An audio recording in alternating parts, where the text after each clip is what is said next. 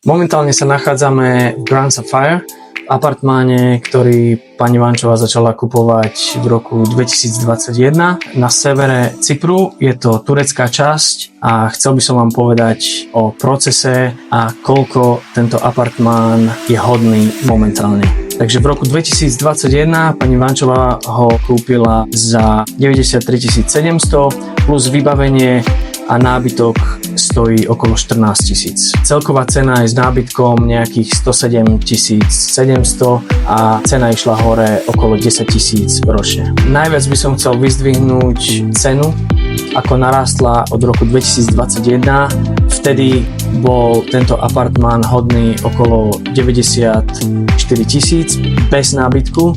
Dneska by sa plne zariadený predal okolo 150 000. Takže chcel by som sa vás spýtať na ten celý proces. Môžete nám povedať, ako je to s tými platbami, či ten developer je flexibilný so splátkami, keď náhodou vám príde mesiac, že niečo vám do toho príde, vy máte biznis, takže môže sa stať, že napríklad nevyjde vám splátka.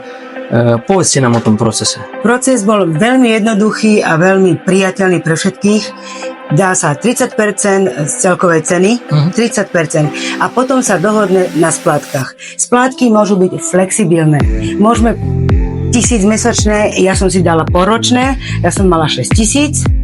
Áno, a keby mi náhodou, že som nestíhala alebo mala nejaké finančné problémy, nebol problém sa dohodnúť s ním, nebol problém, počkal mi so splátkou, nedal mi ani žiadne úroky, teda tomu Žiadne sankcie. Žiadne sankcie.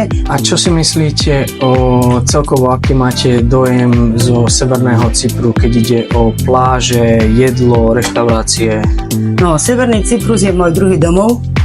Už pláže sú krásne, more perfektné, jedlo exotické, ktoré u nás není, ale akože chutí, ako Severný Cyprus, blízko je Bratislava, letisko v Bratislave sa dá ísť, v Viedne sa dá ísť bez problémov. Mne sa to veľmi páči. Super, ďakujem.